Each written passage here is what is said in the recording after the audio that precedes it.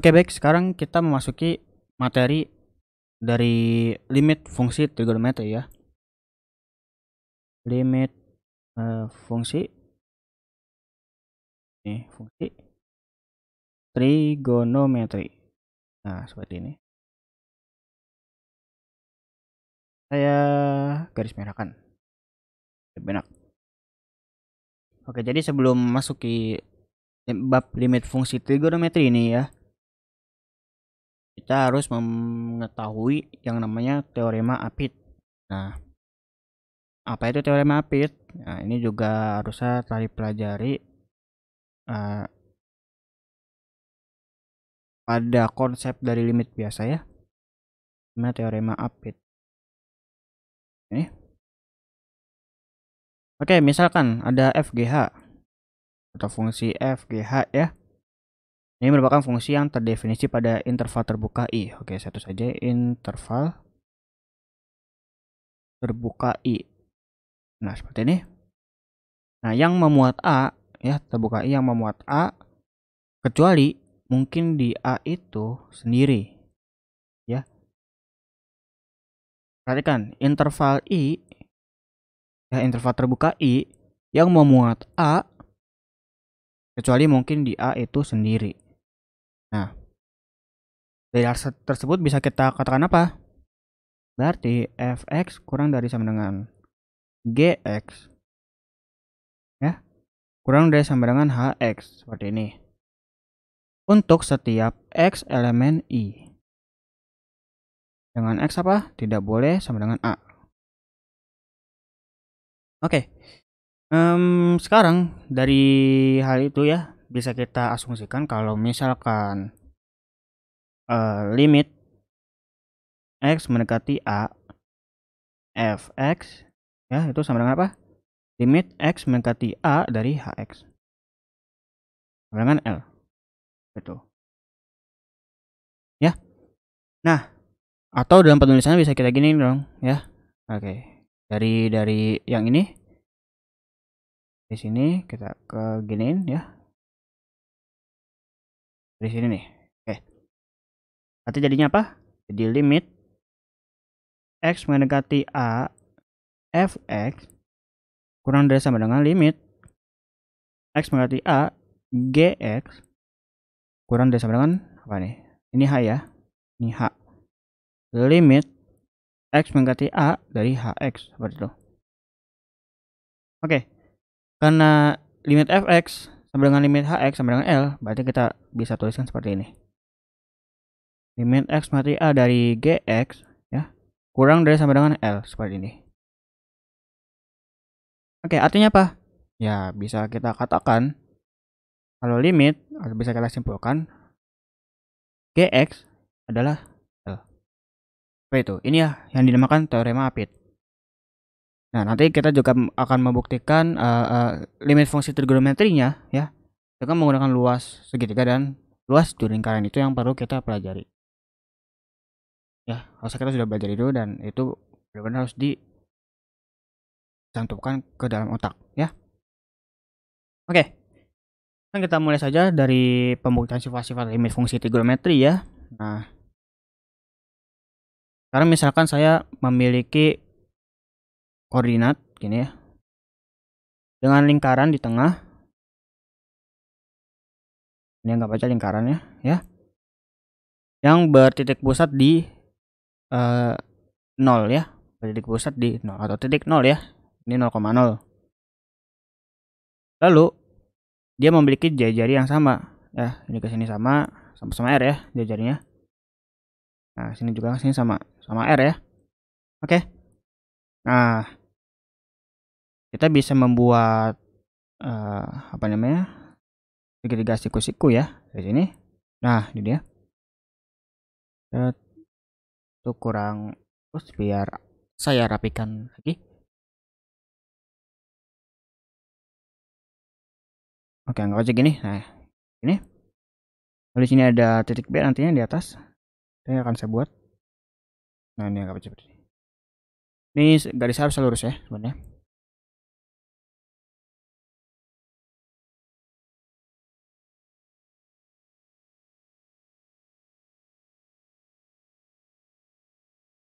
dengan sudut X. Saya anggap sudutnya adalah X. Seperti ini.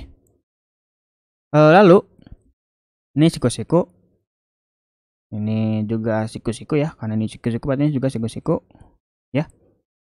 Nah, ini saya anggap ada, ya saya pakai determin aja. Ini saya anggap ada A ya. Nah, ini sudut A, ini C ya. Titik A, titik C, ada D, ada B. Ini O ya. Nah, gitu. Dan sini ke sini ya. Kita tahu ini adalah jari atau R. Ya, dengan R adalah radius atau jari-jari. Oke. Nah, dari hal ini bisa kita simpulkan apa? Atau kita dapatkan deh misalnya. Ya. Yang pertama kita tinjau dari segitiga BOC. Tinjau gini.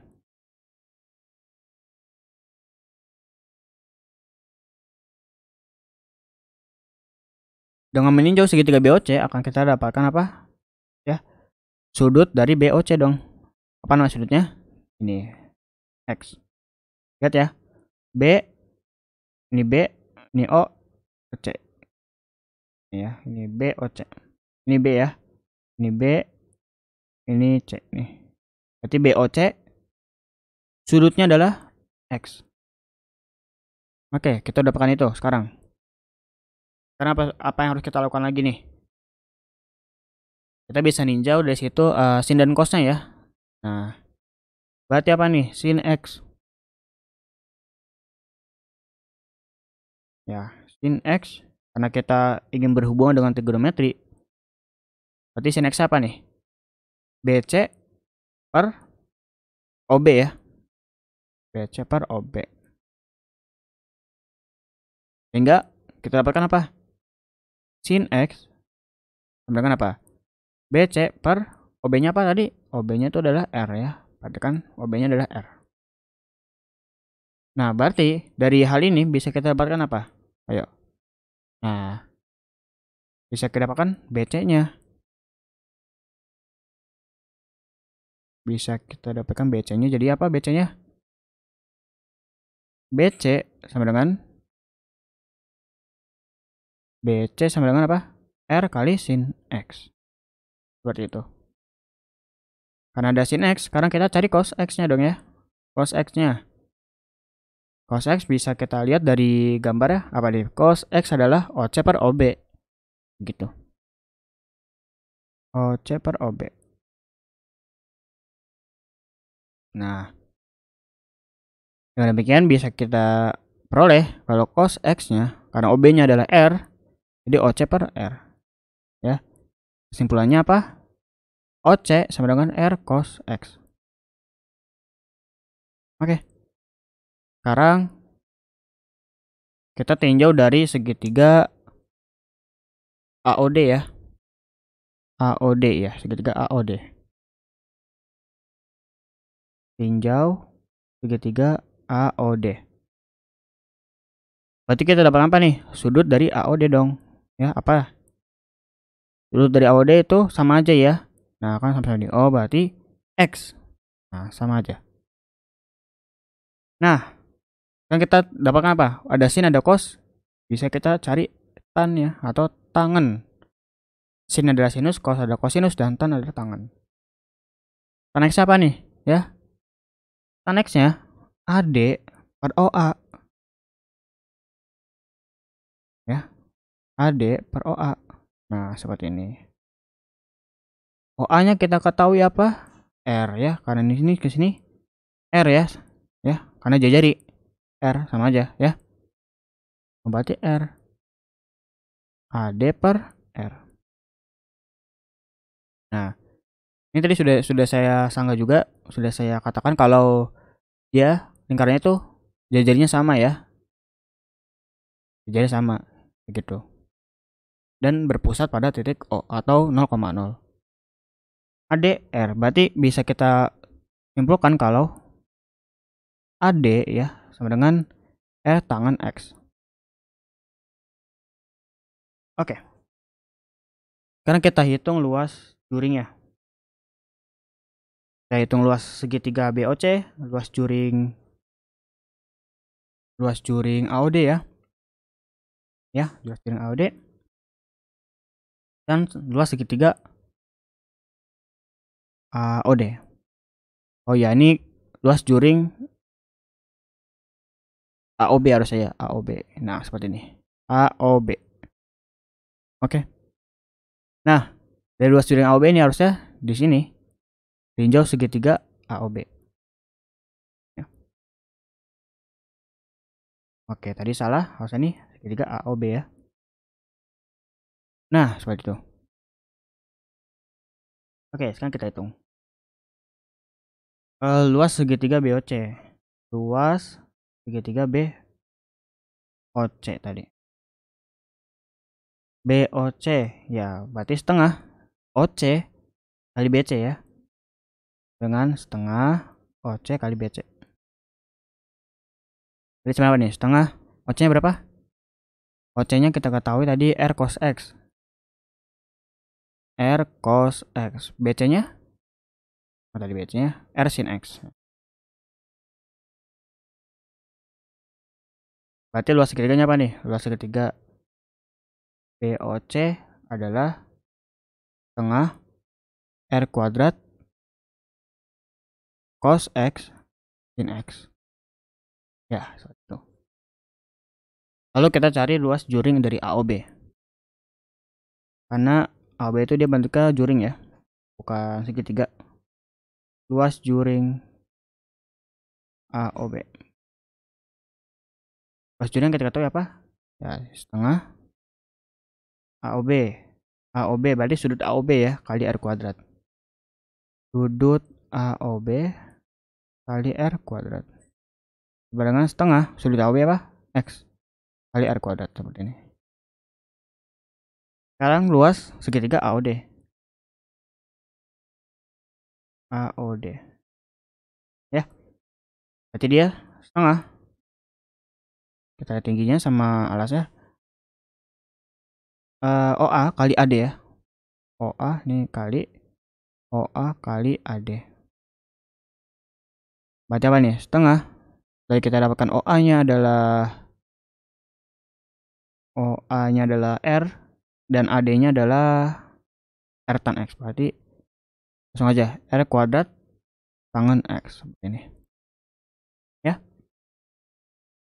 Oke, sekarang kita masuk ke pembuktian sifat-sifat trigonometri. Ya, dari gambar tadi itu ya, kita ketahui kalau luas segitiga BOC itu lebih kecil dari luas juring AOB. Dan kedua tadi itu malah lebih kecil dari luas segitiga AOD. Nah, dari hal ini ya tentu saja bisa kita menggunakan teorema api tadi ya. Berarti luas segitiga BOC itu lebih kecil pada luas juring AOB. Ya. Dan lebih kecil lagi dari apa? Luas segitiga AOD. Jadi luas BOC-nya atau luas segitiga BOC-nya adalah setengah R kuadrat cos sin X. Cos X sin X ya. Cos X sin X. Kurang dari luas juringnya setengah. Luas juring AOB setengah X R kuadrat. Kurang dari luas segitiga AOD. Itu adalah setengah R kuadrat tangen X. Ya. Oke. Sekarang apa yang harus kita lakukan lagi? Nah, kita bisa membagikan semuanya dengan setengah R kuadrat ya. Ketiga sisi ini dengan setengah R kuadrat. Berarti akan didapatkan apa nih? Cos X sin X kurang dari apa? Setengah R kuadrat berarti X ya. Kurang dari tangen X seperti itu. Ya, ini dibagi semuanya sama setengah R kuadrat. Bagi semuanya.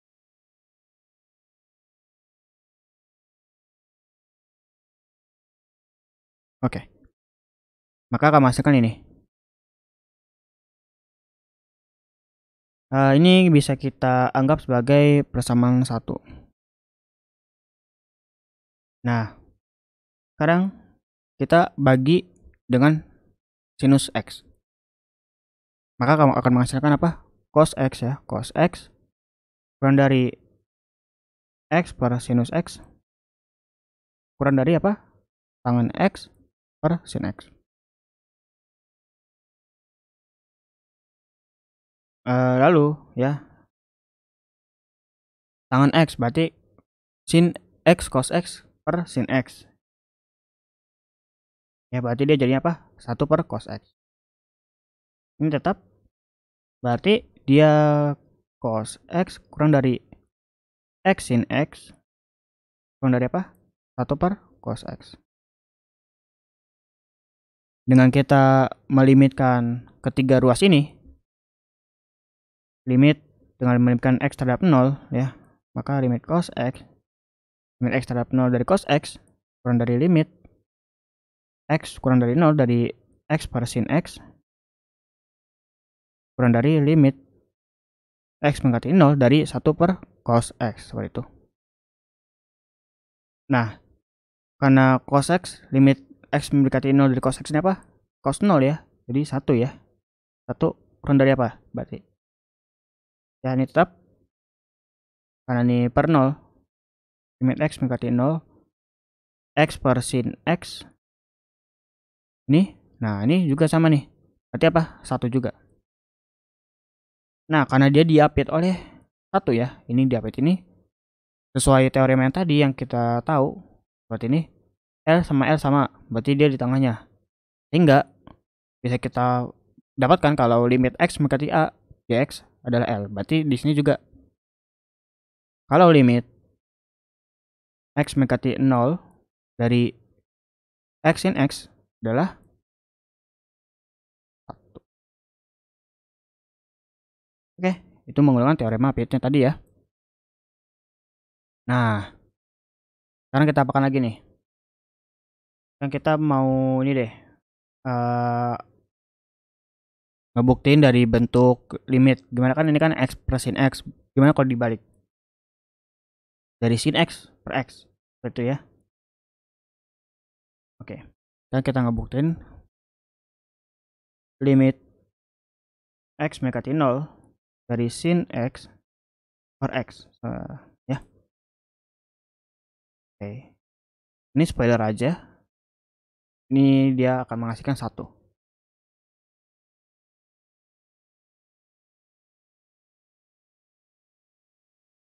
Oke, sekarang kita bisa menggunakan bukti-bukti itu ya. Dengan menggunakan yang tadi atas, kalau limit X mendekati 0 dari X per sin X adalah 1. Ya. Nah, gini. Nah, kita ambil dari sini aja deh. Limit X mendekati 0 dari X per sin X dengan 1 ya. Nah, 1 ini bisa kita apakan juga. Ini 1 ini sama dengan apa? Nah, sama dengan ini juga dong. Oke, limit sin X sama dengan 1 itu adalah limit X mendekati 0 dari 1 juga dong. Ya, karena limit X mendekati 0 dari 1 adalah 1. Oke. Nah, sekarang keduanya kita masing-masing kita pindahkan ruas. Maka akan jadi apa? Dari ini ya, jadi 1 per, nah ini, limit X mendekati 0 dari 1 sama dengan 1 per limit X mendekati 0 dari X sin X. Seperti ini. Oke. Sekarang dari persamaan ini bisa kita apakan lagi?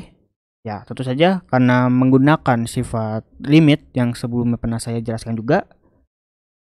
Saya dapatkan kalau limit ya, ini sama dengan limit X mendekati 0 dari 1 per 1. Nah, pada demikian karena limit X mendekati 0 dari 1 ini, ya, dari 1 ini. Kalau gini aja deh. Ini bisa saya uraikan jadi seperti ini.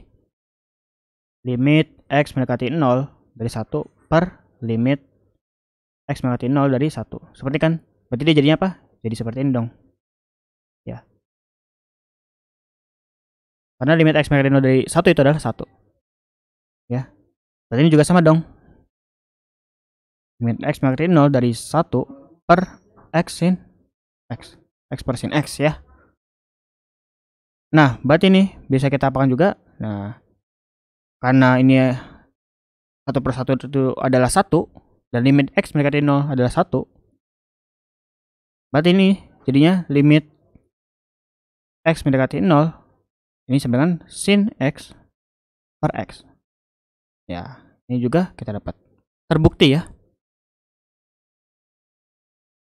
Oke. Nah, lalu bagaimana dengan limit X tan X atau limit X tangan X? Oke. Limit X mendekati 0 dari X tangan X. Kita menggunakan persamaan 1 di atas. Tadi diketahui, nah ini ya, ini ya. Nah, tadi, nah ini dia. Oke.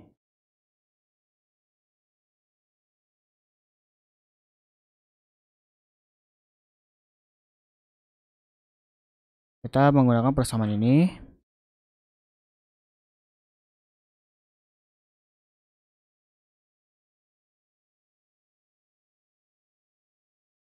Nah, gini aja. Oke. Ini gimana sih kalau limit X tangan X ya? Nah, oke, kita menggunakan persamaan ini. Kita apakan? Nah, kita bisa membagikan atau gini deh. Bisa sih. Bisa membagikan ketiga ruas ini dengan tangan X. Oke, dengan tangan X jadi apa nih? Jadi cos X kita bagikan dengan tan X. Oke, jadi cos X sin X bagi tan X ya. Ini kurang, ini kurang aja ya. Kurang dari X tan X. Ya, karena kita mau mencari X tan X, X dibagi tan X, maka kita dibagikan ketiga ruas dengan tan X. Sehingga akan membentuk X bagi tan X. Kurang dari 1. Seperti itu. Nah, tan X ini kan adalah sin per cos ya. Oke, saya ini aja. Saya jabarkan. Sin per cos. Ya, tangan X itu adalah sin per cos.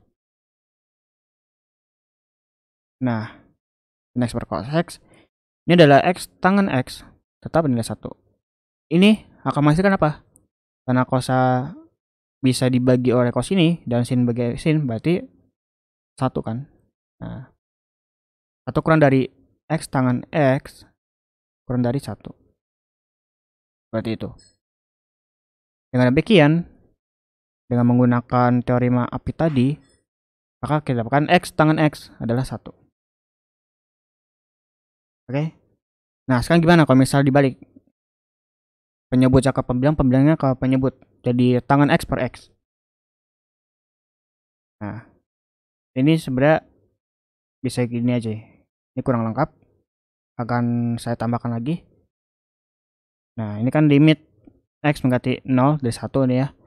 Limit X mendekati 0 dari X tan X. Limit X mendekati 0 dari 1. Oke, karena limit X mendekati 0 dari 1 adalah 1. Nah, seperti ini. Ini tan X. Ini adalah 1 juga. Ya, dengan demikian, limit X mendekati 0 dari X tangan X adalah 1. Nah, sekarang kita gimana kalau misalnya membuktikan dengan dibalik gitu ya. Oke, ini tanpa spoiler dulu. Jadi limit X mendekati 0 dari tangan X per X itu berapa? Apakah hasil 2? Apakah hasil beda? Atau hasilnya tetap sama? Yaitu 1. Nah, kita cari. Oke, cara yang pertama ya. Yang pertama adalah kita menggunakan yang sudah kita dapat tadi ya, dari limit x mendekati 0, x tangen x dengan 1 ya. Nah, ini kedua ruas kita limitkan ya, karena ini udah dilimitkan. Ini 1 kita limitkan karena limit x mendekati 0 dari 1 adalah limit adalah 1 lah ya. Nah, ini limit x mendekati 0 dari x tangen x dengan limit x mendekati 0 dari 1 seperti itu. Oke. Sekarang keduanya kita bagi ya. Atau awamnya bilangnya pindah ruas lah ya. Nah, jadinya 1 dibagi limit x mendekati 0 dari 1 sama dengan 1 dibagi limit x mendekati 0 dari tan x. Ini x tan x ya. Oke, x tan x. X dibagi tangen x. Nah, ini dia. Oke, seperti ini. Ya. Nah, berarti dia bisa kita katakan apa? Nah, berarti limit, karena dia limit x mendekati 0 dari 1 ya, ini bisa diubah ke tadi itu. Ini juga bisa diubah ke limit x mendekati 0 dari 1. Berarti limit x mendekati 0 dari 1 per 1 sama dengan limit x mendekati 0 dari 1 per x bagi tan dengan x. Dengan demikian bisa kita katakan ini akan menghasilkan 1 ya.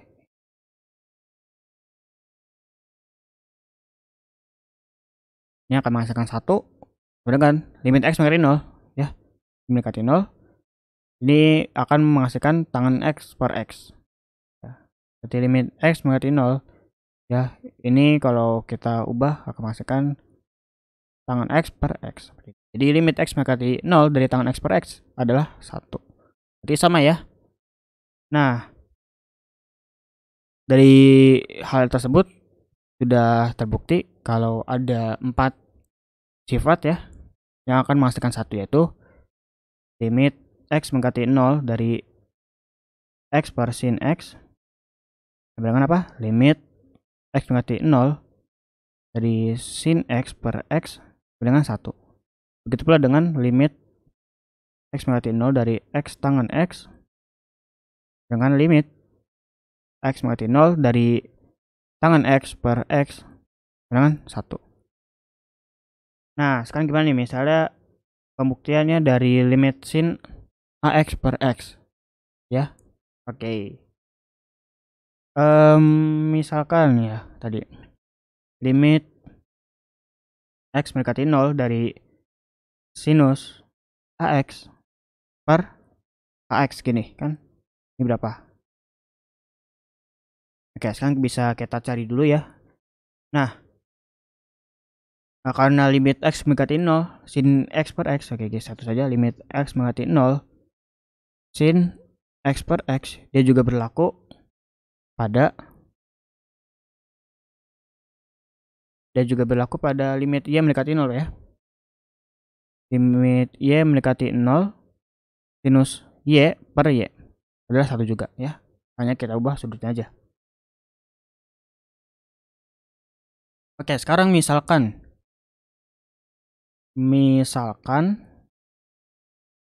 y adalah ax. Untuk x mendekati 0. Artinya apa? Y juga mendekati 0 ya. Artinya apa? Y juga mendekati 0. Seperti itu. Nah, sekarang kita substitusikan bentuk ax ke variabel y ini ya. Nah, berarti limit x mendekati 0 dari sin ax bagi ax seperti ini. Berarti ini lalu apakan lagi? Nah, kita kalikan ini x-nya dengan kedua ruas dikalikan oleh a. Jadi limit AX mendekati A kali 0 ya, kali 0 dari sinus AX per AX akan menghasilkan limit AX, karena A kali 0 adalah 0, jadi 0, ini sinus AX per AX. Oke, dengan demikian kita dapatkan kalau limit Y mendekati 0 dari sinus Y per Y, ya, karena Y adalah AX tadi ya, dengan X mendekati 0, sehingga apa nih artinya? Nah, kita dapatkan kalau limit AX, ini limit X ya. Nah, limit X, kan tadi bilang X dengan X mendekati 0 ya. Limit X mendekati 0 dari sin AX per AX adalah 1. Betul, sehingga terbukti kalau limit X mendekati 0 dari sin AX per AX adalah 1. Nah, sekarang gimana misalnya ini beda variabel, sin AX per BX. Nah, oke. Kayak misalnya gimana nih kalau dia limit X mendekati 0 ya, dari sin AX per BX. Nah, ini gimana yuk? Ya, kita buktikan sekarang. Limit X mendekati 0 ya dari sinus AX per BX. Ini bisa kita apa nih misalnya? Ya, bisa kita kalikan AX per AX. Ya enggak? Nah,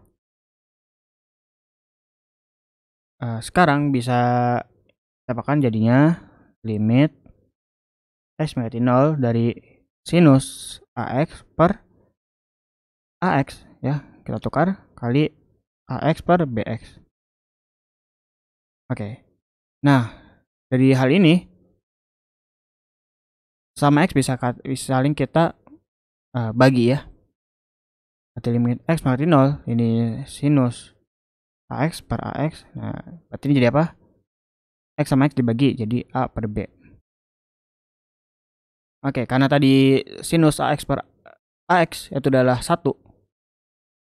Berarti ya kita simpulkan kalau limit X mendekati 0 dari sinus AX karena tadi 1 jadi,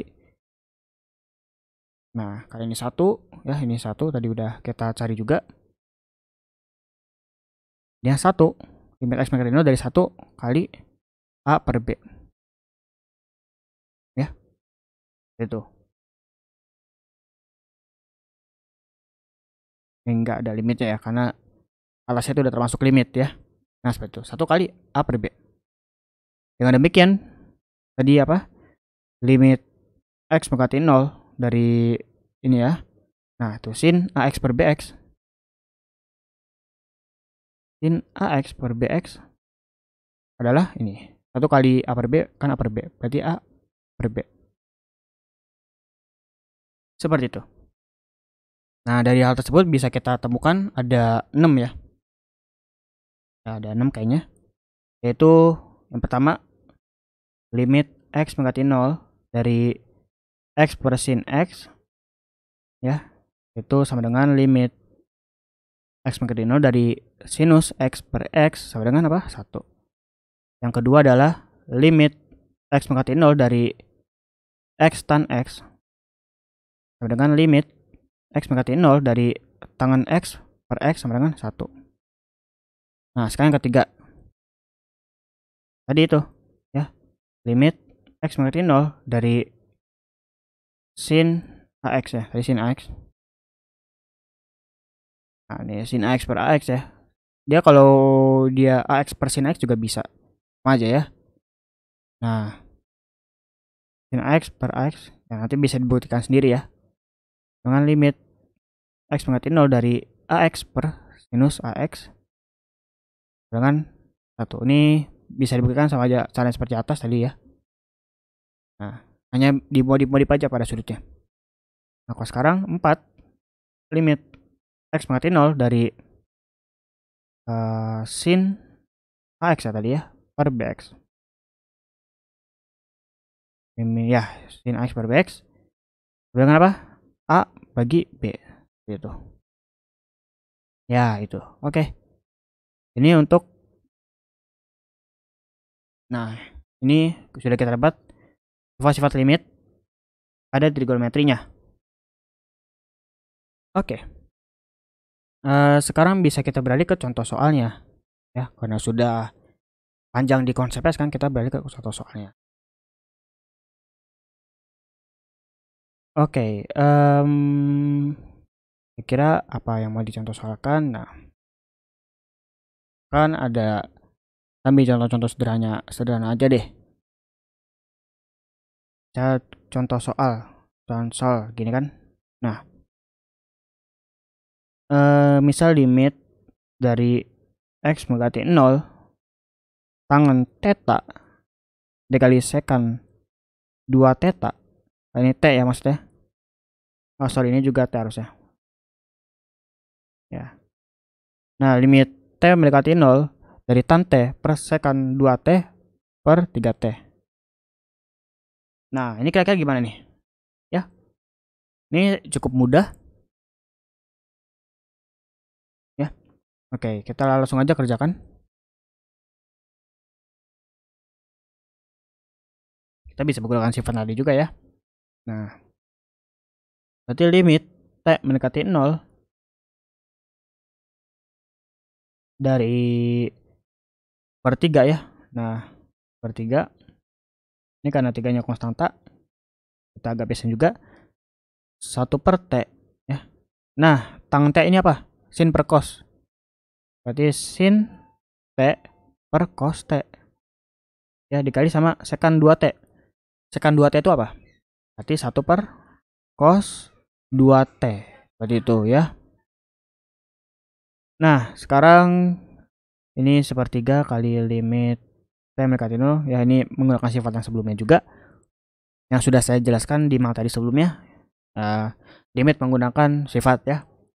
Nah, ini 1 per t tetap ya, 1 per t tetap. Berarti di sini langsung aja sin t per t. Jadi kita buat gini aja. Dan dikali sama 1 per cos t dikali sama 1 per cos 2t. Seperti ini. Oke.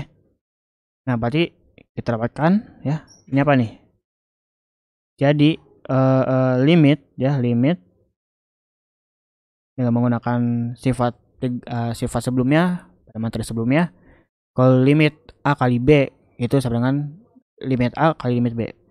Berarti limit sin t per t kali limit t mendekati 0 dari 1 per cos t kali limit t mendekati 0 dari 1 per cos 2t. Nah, berarti apa jadinya? 1 per 3 ini masukkan 1 ya, ini masukkan 1 ya, karena cos t berarti cos 0 1 tadi 1 per 1. Ini juga cos 0 1 per 1. Maka menghasilkan 1 per 3 itu. Jadi limit dari tan t kali sekan 2t per 3t akan menghasilkan 1/3. Oke, sekarang saya ada soal sederhana yang lain juga. Nah, ini misalkan limit ya, limit t mendekati 0 dari sin 2t per 5t. Ini kita bakar. Nah, tentu saja ya, ini limit t mendekati 0. Kedua ruas kita bagi oleh 5. Ya. Berarti 2 ya, ini oh ya, maksudnya dikali oleh 2 per 5. Berarti ini 2 per 5 dikali sama sin 2t ya, seperti sekali sin 2t bagi sama 2 per 5. Ini 5t. Nah, ini udah bisa kita dapatkan kalau limit t mendekati 0 seperti ini akan menghasilkan ini 5 ya, berarti 2 per 5 ya, seperti itu. Akan menghasilkan 2 per 5 Ya, 2/5 kali sama ini 5, jadi 2T ya. Jadi 2T, jadi ini ya sin 2T per 2T seperti ini. Nah, ini menyerupai bentuk sin AX per AX ya. Maka ini bisa kita katakan kalau satu hasilnya. Berarti 2/5 limit T mendekati 0 dari sin 2T per 2T adalah 2/5 ya, 2/5. Ini ada limitnya kita ubah jadi kali 1. Karena menyerupai bentuk sin AX per AX. Jadi hasilnya 2/5. Oleh karena itu, limit T mendekati 0 dari sin 2T per 5T adalah 2/5. Oke, seperti itu. Sekarang kita coba ke contoh soal lainnya. Ini yang lebih agak level tinggian ya, bisa kita bilang. Oke. Nah, ini dia. Soal 1, tentukan nilai dari limit A menuju pi per 6 dari akar kosekan kuadrat A tambah 5 akar 3 tan A. Ya. Nah, ini tentu saja kita menggunakan sifat-sifat limit. Sekarang kita memastikan seperti ini. Akar dari kosekan kuadrat dari limit A menuju pi per 6 ya, pi per 6 seperti ini, pi per 6A ya. Nah, seperti ini ditambah 5 akar 3 tangan limit A menuju pi per 6 dari A ya. Nah, ini maka akan menghasilkan apa nih ya, berarti ini pi per 6, A nya pi per 6, ini juga pi per 6. Jadi ya, ini jadi kosekan kuadrat pi per 6. Oke, ditambah 5 akar 3 ini tangan pi per 6.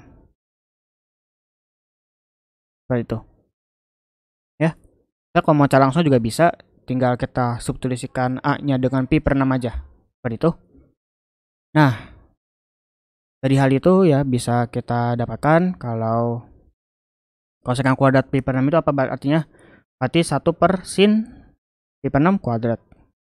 Oke, buat akar besar sini jadi 1 bagi sin pi per 6 ya, kosekan kuadrat berarti kuadrat.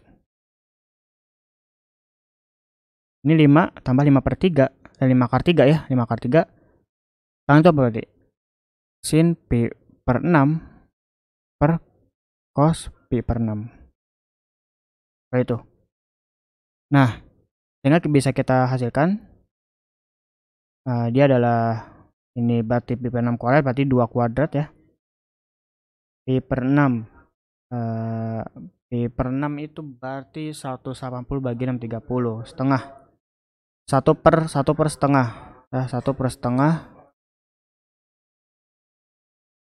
berarti 2 ya, berarti 2 kuadrat seperti itu. Ditambah 5 akar 3 ini sin pi per 6 setengah dibagi sama cos pi per 6 berarti setengah akar 3. Dengan demikian bisa kita dapatkan kalau hasilnya adalah 4 ditambah 5 akar 3 setengah-setengah berarti ini kali 1 per akar 3 seperti ini. Berarti akan memastikan karena akar 3 berarti 4 tambah 5 hasilnya adalah 9 dan hasilnya 3.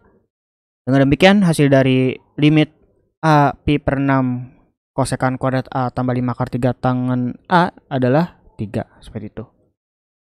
Jadi ini sebenarnya tidak sulit-sulit amat ya, hanya perlu uji coba pertama dan langsung ketemu. Nah, namun misal ditanyakan apakah fungsinya kontinu ya, kontinu pada pi per 6 itu. Nah, sehingga dari hal tersebut bisa kita bilang kalau kita harus mencari fungsi f dari pi per 6 itu ya. Nah, jika F-nya pi per 6 ya, maka fungsinya apa gitu kan. Berarti F pi per 6 jadi apa nih? Jadi akar kosekan kuadrat pi per 6 tambah 5 akar 3 sebagai ke tadi tangan pi per 6 gitu. Ya, tadi ini udah kita dapat hasilnya adalah apa? 3. Nah, karena di hasilnya 3, ada hasilnya gitu ya. Berarti fungsinya kontinu pada pi per 6. Fungsi kontinu pada pi per 6. Ya, ini pi per 6 ya. Nah, seperti itu. Oke, sekarang ke soal selanjutnya, soal nomor 2. Tentukan nilai dari limit x menjadi 0 second ini ya. Oke. Ya, sekarang bisa kita ubah apa lagi nih? Oke, limit x menjadi 0 dari second ini pi sin 2x negatif sin x. Ini kan dibagi sama 3x. Seperti ini. Oke. Nah, dari hal ini bisa kita lakukan apa nih? Ya, bisa kita ubah ke bentuk ya, karena dia ya sin x per x itu ya 1 ya, berarti bisa kita ubah ke bentuk ini dong. Limit kita mau mengarah ke hal itu. Second dari pi ini kita pisah aja. Lalu ini sin 2x per 3x seperti ini dikurang sin x per 3x. Nah, sebelum ini juga harus kita coba dulu ya. Saya katakan x-nya mereka 0, berarti 3 kali 0 adalah 0. Maka dia per 0, jadi jangan ya. Second ini per 0 ya. Jadi nggak bisa. Oke, dari hal ini bisa kita kalikan ya. Ini kalikan 1, yaitu satunya apa? Yang ini 2 per 3 per 2 per 3. Yang ini sepertiga kali sepertiga. Ya, berarti dengan menggunakan kita jadikan agar ya kira-kira akal-akalnya agar mereka sama gitu kan. Jadi second ini pi ini kali tadi apa? 2 per 3 ya. 2 per 3 kali sin 2x per 2 per 3 kali 3x ya. Nah, seperti ini. Oke, di sini sudah terlihat jelas ya. Ini dikalikan sepertiga. Sepertiga sin x per sepertiga 3x. Nah, karena sepertiga per sepertiga itu adalah 1 dan sama aja ya. Oke, sekarang langsung aja. Berarti limit x mendekati 0 dari second ini pi. Nah, ini berarti jadi 2x. Nah, ini 2 per 3 ya. Berarti 2 per 3 ini sin 2x per ini 2x ya. Nah, ini udah ketahuan nih hasilnya. Ini menyerupai sin ax per ax. Ya, nanti akan menghasilkan 1. Ini juga nih. Tadi sepertiga dikali apa nih? Sin x per x. Ya, kalau ini udah jelas ketahuannya 1 ya. Oke. Nah, seperti itu. Ini harus 3 ya. Nah, seperti ini. Oke, dengan demikian bisa kita dapatkan kalau dia akan menghasilkan limit x mendekati 0 dari second ini second pi 2 per 3 kurang sepertiga. 2 per 3 kurang sepertiga. Nah, oke. Nah, 2 per 3 kurang sepertiga akan menghasilkan apa? Akan menghasilkan sepertiga ya, 2 per 3 sepertiga ya, 2 kurang 1 berarti sepertiga. Berarti limit x mendekati 0 dari second ya, second dari pi sepertiga kali pi berarti sepertiga pi. Nah, seperti ini. Berarti apa nih? Limit x mendekati 0 dari second sepertiga pi. Tentu saja second sepertiga pi ya. Maka dari second sepertiga pi kita dapatkan pi itu 80 bagi 3 menghasilkan 60. Jadi second dari 60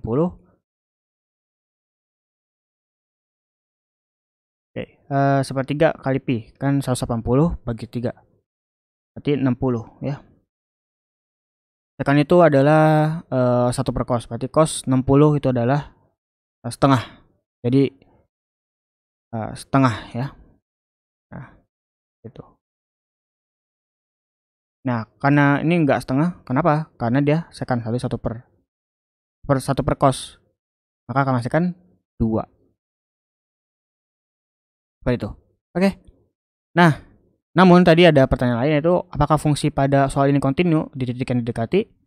Ya, jawabannya adalah tidak, yang. Nah, kenapa tidak?